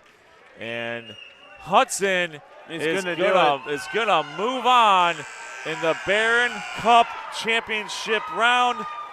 Hudson advances by a score of 3-1. Wow. And this will be the only tournament where the number 1 seed is not in the championship round. And you knew with these two teams having just played each other 5 days ago and the way that it ended, Hudson had to have had a little bit of extra juice on this one. Yep. And it showed. Absolutely. And, hats off to the Hudson Explorers. They came into this game with a plan. They executed that plan, and they took it to Amherst. And, again, they made life hell for the Amherst skaters throughout this entire 3 periods. Again, only giving up 1 goal. Ben Pinkerton, you got to take your hat off to him. The amount of shots he took, especially towards the end of that. The fact he only gave up 1 goal is pretty impressive. Again, Zydok, as a defenseman, again, was like a second goalie out there almost, really put in the hustle. And, those skaters that you'll talk about, the Fliss brothers, did a great job with those goals and getting timely goals when they needed them. So with that, the Troutland Entertainment player of the game, we're going to give it to Luke Fliss of Hudson. Luke Fliss with 2 goals in this contest here. JP Fliss with 2 assists. Willie Gia with an assist. Max Corbel with 2 assists. Nolan Carter with a goal as well. And Marshall Murdo with a goal. Another shutout for Ben Pinkerton, a playoff shutout, no less. If we had to do a 3 stars like they like to do in hockey, the first star would go to Luke Fliss, the second star would go to Ben Pinkerton, the third star would go to Max Corbel. Again, your go-to source for musical entertainment in the greater Cleveland area and across the state of Ohio. Contact Troutland Entertainment at 330-414-4261 or email them at troutlandent@gmail.com. All right. The first of 2 games is in the books in this Barron Cup 1 tournament. We now have 5 of the 6 teams set for the Barron Cup championships that will start tomorrow at 1 p.m. We have number 1 Westlake versus number 6 Aurora at 1 p.m. for the Barron Cup 3 championship. We have number 1 Avon Lake versus number 2 Elyria Catholic in the Barron Cup 2 championship at about 3 p.m. Number 4 Hudson awaits the winner of our next game. Number 2 Menor versus number 3 Rocky River. The winner of that game will take on number 4 Hudson tomorrow at around 5 p.m. Again, all games, all of our broadcasts are streaming live on our YouTube channel. Like and subscribe at Sports on Tap. They will be archived there as well. Follow us on Twitter/X at SOT Podcast. If you're not able to watch us, get those live updates by following us on Twitter. Take a look at our Facebook page, Sports on Tap. We are on Threads at SOT_podcast. We're also on Spotify as well for audio. Our website is sportsontappodcast.com. And send us any sort of pronunciation, suggestions, comments at sportsontappodcast@gmail.com. All right, we're going to take a break. And in about 18 minutes or so, we will be back for coverage of the second Barron Cup 1 semifinal match between number 2 Menor and number 3 Rocky River.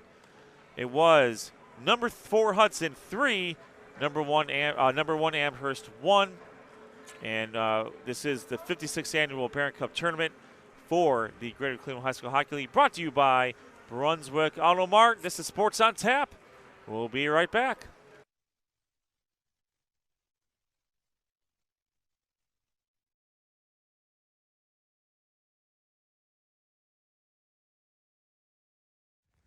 Sports on Tap's Hockey Night in Northeast Ohio is brought to you by Brunswick Auto Mart. You can visit them online at www.brunswickautomart.com or go visit them at 3031 Center Road in Brunswick. There's nothing like a brand new car from Brunswick Auto Mart during the Start Something New sales event.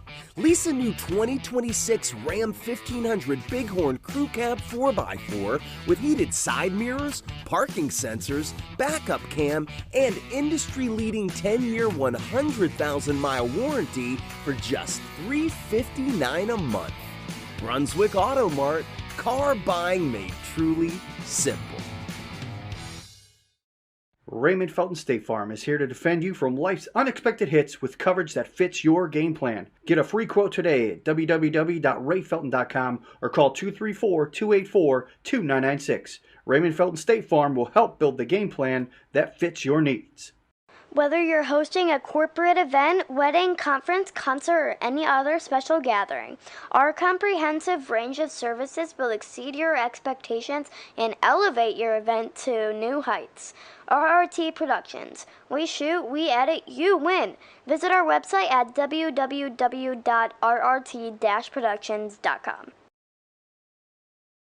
We've got the experience, the passion, and the beach to make your event a smash hit. Whether it's a romantic wedding, a lively sports venue, or a rocking high school dance, Troutland Entertainment has you covered. Contact them at 330-414-4261 or email them at troutlandent@gmail.com. That's troutlandent@gmail.com. Elevate your brand with Mako Custom Printing. Mako Custom Printing specializes in creating high-quality spiritware, corporate apparel, and promotional products that make your brand stand out. Whether you need custom printing, graphic design, or an online store for your school or business, we've got you covered. Make a statement with Mako Custom Printing. Visit us at mako.com to start your custom printing journey today. That's MEHCO.com.